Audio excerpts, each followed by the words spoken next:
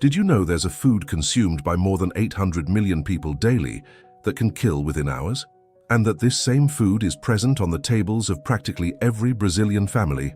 Bitter cassava, the most common variety cultivated in Brazil, contains a deadly substance called hydrocyanic acid. To understand the severity, a single poorly processed root can release enough cyanide to kill a 70-kilogram adult. We're talking about the same chemical compound used in gas chambers during World War II, but here's what makes this situation even more terrifying. The cyanide present in cassava is completely odorless and tasteless.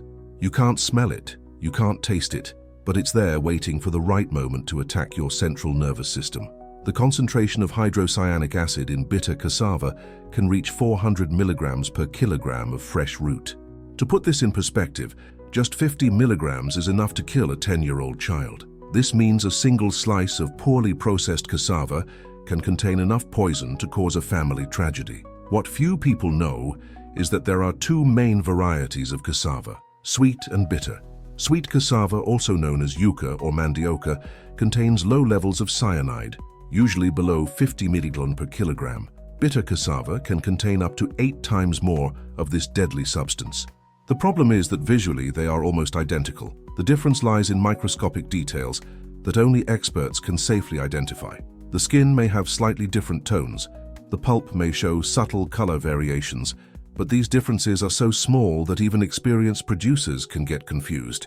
Here's where the situation becomes truly dangerous. Many farmers plant both varieties on the same property. During harvest, especially when done by temporary or less experienced workers, mixing between toxic and safe varieties can easily occur. But cyanide in cassava doesn't exist by chance. In fact, it's a natural defense mechanism of the plant against predators.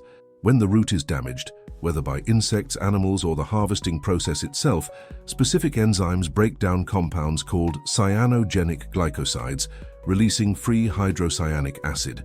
The most fascinating and terrifying aspect is that this process continues happening even after harvest.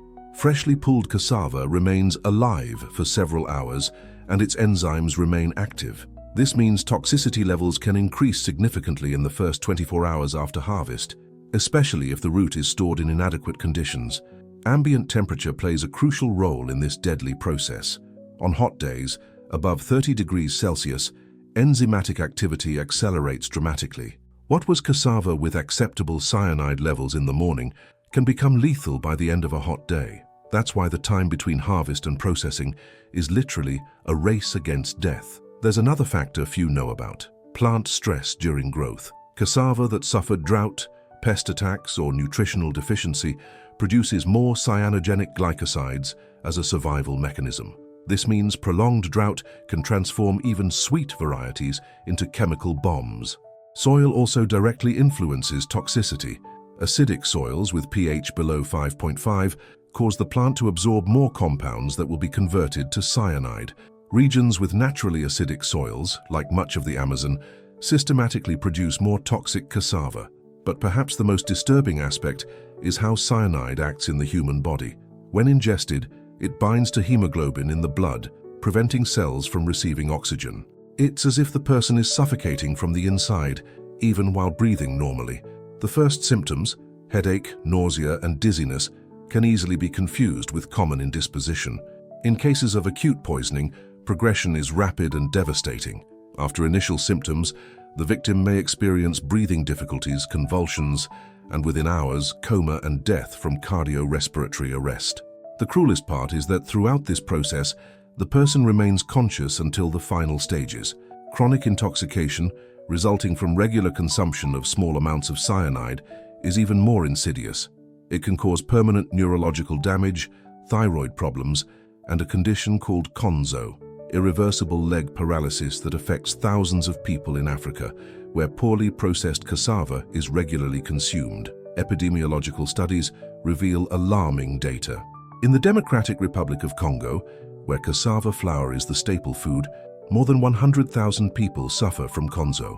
In Brazil, although cases are less documented, medical reports indicate hundreds of annual hospitalizations for cassava poisoning, especially in rural regions of the north and northeast. What makes this situation even more dramatic is that indigenous peoples of the Amazon developed millennia ago sophisticated techniques to neutralize this poison. They knew exactly which varieties were dangerous and created detoxification processes involving grating, prolonged pressing, and controlled fermentation. The tipiti, that cylindrical press made of woven straw, wasn't just a utensil, it was survival technology. The traditional process could take up to a week, with precise stages of time and pressure that guaranteed complete cyanide elimination. But this ancestral wisdom was lost with modernization. Today, pressure for mass production has led many producers to shorten critical processes, putting the safety of millions of consumers at risk. The cruel irony is that cassava could safely feed the world. It grows in poor soils, resists drought, and has high nutritional value. But between this root and safe food lies a technical abyss that, when poorly crossed, can cost human lives.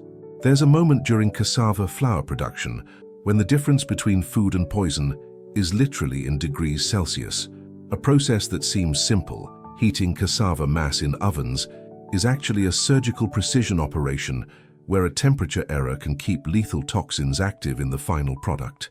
Roasting isn't just drying, it's a complex chemical transformation that must reach exactly 120 degrees Celsius to begin hydrocyanic acid volatilization. Below this temperature, cyanide remains stable and deadly. Above 160 degrees Celsius, other toxic compounds begin forming, creating new dangers. But here's the secret that can save lives. Reaching 120 degrees Celsius isn't enough. This temperature must be maintained for exactly 45 minutes for fine flour or 60 minutes for coarse flour. 1 minute less, and cyanide molecules bound to proteins may remain intact. 1 minute more, and the flour develops carcinogenic compounds called acrylamides. What makes this process even more delicate is that temperature can't be uniform only on the surface. Heat must penetrate to the center of each mass particle. That's why modern industrial ovens use rotating drums that spin at 12 rotations per minute, ensuring each grain of flour is exposed to heat homogeneously. Infrared sensors monitor temperature at 16 different points inside the oven. Any variation greater than 3 degrees Celsius triggers automatic alarms. This is because cassava mass doesn't heat uniformly. Edges may be at 140 degrees Celsius, while the center is still at 80 degrees Celsius, creating deadly zones where cyanide remains active. Humidity is another critical factor few understand. Pressed mass enters the oven with approximately 35% humidity. During roasting, this water must evaporate in a controlled manner. If evaporation is too rapid, an external crust forms that prevents heat from penetrating the interior. If too slow, prolonged heating time destroys essential nutrients. Therefore, modern ovens operate with forced ventilation systems that control evaporation speed. Industrial fans create hot air flows at precise speeds, 2.5 meters per second at the entrance and 1.8 meters per second at the exit. This speed difference creates a pressure gradient that pulls humidity from inside to outside each particle. But there's a little-known physical phenomenon that can ruin the entire process: recondensation. When water vapor encounters cooler surfaces inside the oven, it condenses and returns to the mass. This creates humidity pockets that don't reach sufficient temperature to volatilize cyanide. To prevent this, oven internal walls are independently heated by electric resistances that maintain temperature 10 degrees Celsius above the mass. Ceramic fiber thermal insulation, the same used in steel furnaces, prevents heat loss and cold spots. Time control is obsessive. Digital chronometers with second precision control each stage. But here's an industrial secret. Time isn't fixed. It varies according to the cassava variety processed. Bitter cassava, with higher cyanide concentration, needs 20% more roasting time. Cassava that suffered stress during growth may need up to 40% more time. How do operators know when the process is complete? Through real-time tests few know about. Every 15 minutes, automatic samples are taken and tested with chemical reagents that detect residual cyanide. Only when 3 consecutive tests show levels below 5 mmHg is the process considered safe. There's also a sensory test machines can't perform: the aroma test. Experienced operators can detect by smell when cyanide is being volatilized. It's a characteristic odor, slightly sweet and penetrating, indicating toxic molecules are being broken down by heat. But roasting involves risks beyond toxicity. Vapor released during the process contains gaseous cyanide, the same gas used in executions. That's why ovens operate with exhaust systems that capture and neutralize these vapors before releasing them into the atmosphere. Workers use specific personal protective equipment, masks with P3 chemical filters that block 97% of toxic particles. Hydrocyanic gas detectors are spread throughout the production area, programmed to trigger alarms if air concentration exceeds 4.7 parts per million, the safe limit for human exposure. What few know is that roasting also activates beneficial compounds. Heat breaks down complex starch molecules, making flour more digestible. Proteins denature in a controlled manner, improving their absorption by the human body. It's a delicate balance between destroying what's toxic and preserving what's nutritious. Modern industrial ovens cost more than 2 million reais each. They have combustion systems that burn natural gas with 94% efficiency, generating clean and controllable heat. Modular burners allow real-time power adjustment, maintaining stable temperature even when mass humidity varies. There's a little-known emergency protocol. If temperature falls below 115 degrees Celsius for more than 5 minutes, the entire batch must be reprocessed from the beginning. This is because partially volatilized cyanide can recombine with other molecules, creating compounds even more toxic than the original. Maintenance of these ovens is critical. Thermocouples, temperature sensors, are calibrated weekly with certified standards. Any drift greater than 1 degree Celsius fails the equipment until new calibration. This is because a miscalibrated sensor can indicate safe temperature when the process is actually failing. The most impressive aspect is that this entire process must happen continuously. Ovens can't stop during harvest season, as cassava doesn't wait. Teams work in 8-hour shifts, 24 hours a day, for months. Each operator undergoes 200 hours of training before being able to operate an oven alone. Temperature records are kept by law for 5 years. Health auditors can request this data at any time to investigate poisoning cases. Companies that can't prove they followed temperature protocols face fines that can reach 10 million reais. Roasting reveals the hidden complexity behind an apparently simple product. Between the wet and toxic mass that enters the oven and the safe flour that comes out, exists a transformation that combines chemistry, physics, and precision engineering. A process where each degree, each minute, and each movement can determine whether the final result will be food or poison. Inside cassava flour factory laboratories, tests occur that literally determine whether the product is food or chemical weapon. Equipment costing more than luxury cars works 24 hours a day, detecting poison in concentrations so small it would be like finding a drop of red ink in an Olympic pool full of crystal clear water. The most critical test uses a machine called gas chromatograph coupled to mass spectrometer.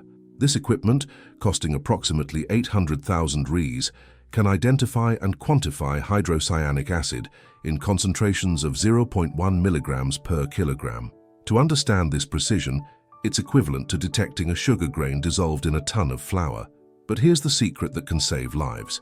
There are 2 types of cyanide in flour, free and bound. Free cyanide is immediately absorbed by the body and causes acute intoxication. Protein-bound cyanide is slowly released during digestion, causing chronic poisoning. Common machines only detect free cyanide, ignoring bound cyanide, which can be even more dangerous. Therefore, specialized laboratories perform 2 distinct tests.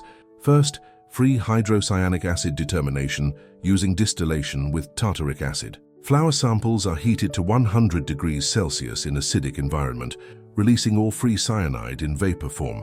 This vapor is captured in alkaline solution and quantified by titration with silver nitrate.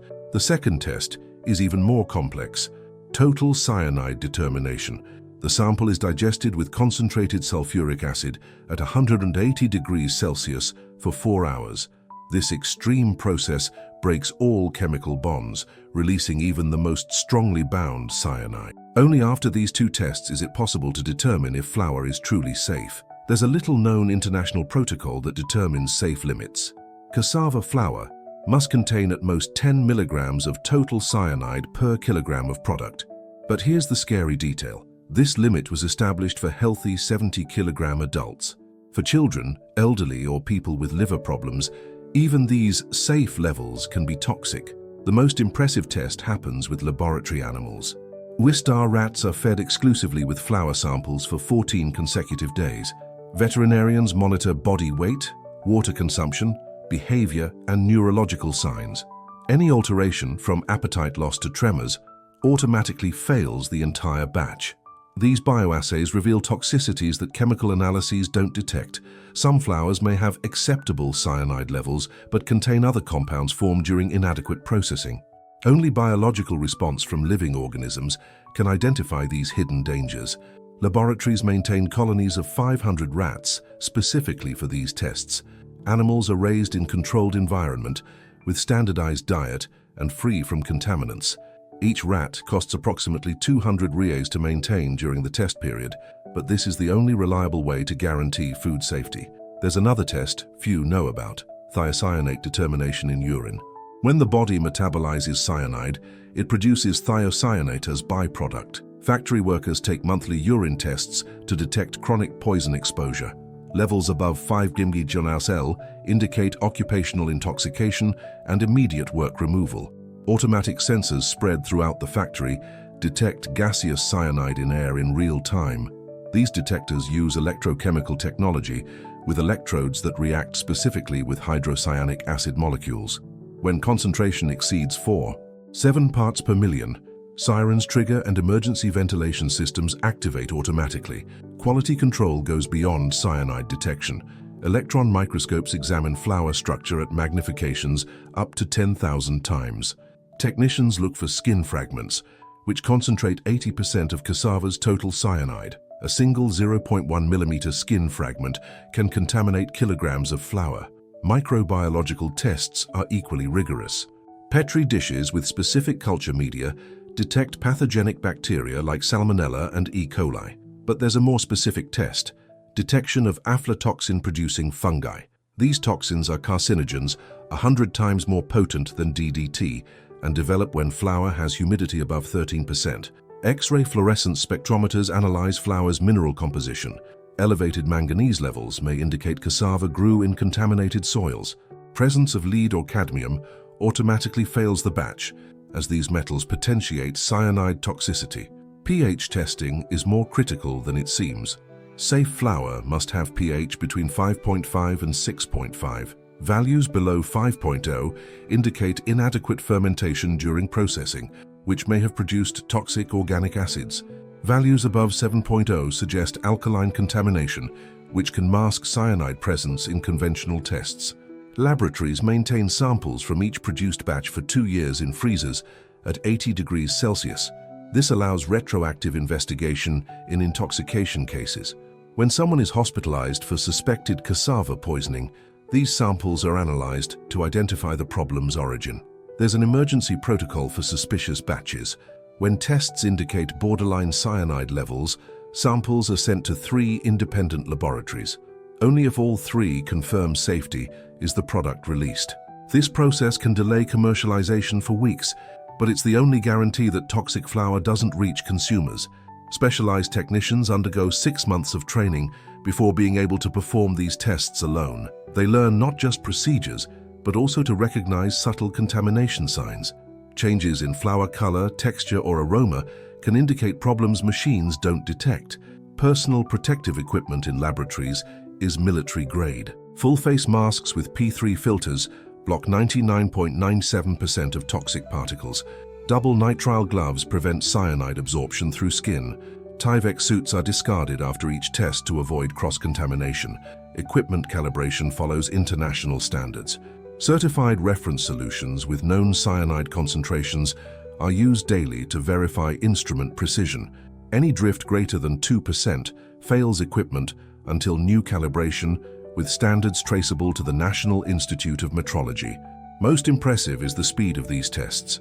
While complete analyses take 48 hours, rapid tests using enzymatic kits provide preliminary results in 30 minutes. These kits use enzymes that change color in cyanide presence, allowing emergency release of safe batches. Records of all tests are maintained in encrypted digital systems for 10 years. Anvisa auditors can access this data remotely during inspections. Companies that adulterate or omit results face fines up to 50 million Rs and definitive factory closure. There's a clandestine market operating in the shadows of the cassava flour industry that puts millions of lives at daily risk.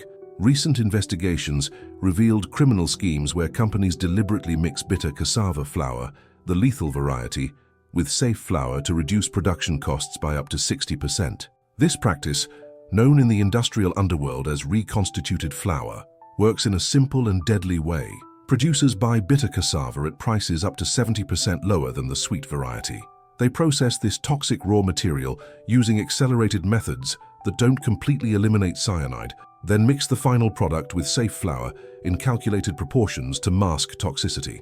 The result is flour that passes basic free cyanide tests but contains dangerous levels of bound cyanide, the type that slowly releases during digestion and causes chronic intoxication. Regular consumers of these products develop progressive neurological symptoms without ever suspecting the true cause. Documents obtained through police operations reveal the sophistication of these schemes. Detailed spreadsheets show exact mixing formulas: 40% poorly processed bitter flour, 55% legitimate sweet flour, and 5% additives to mask color and texture differences. This combination reduces production cost from $4.50 per kilogram to $1.80 per kilogram. But fraud goes beyond mixing. Clandestine companies falsify laboratory analysis certificates, creating documents that attest to the safety of deadly products. Corrupt laboratories issue false reports for values between $5,000 and $15,000 per batch, depending on the amount of flour involved. Federal police investigations identified a network operating in 7 states, producing 2,400 tons of adulterated flour monthly. This quantity would be enough to feed a city of 80,000 inhabitants for an entire month. The scheme's estimated profit exceeded $8 million annually. The most shocking case happened in Pará in 2023. A family of 6 people was hospitalized after consuming contaminated flour bought at a street market. Subsequent analyses revealed cyanide levels 8 times higher than the safe limit. Investigation discovered the flour had been produced in a clandestine factory operating without any sanitary control. But frauds don't stop at variety mixing.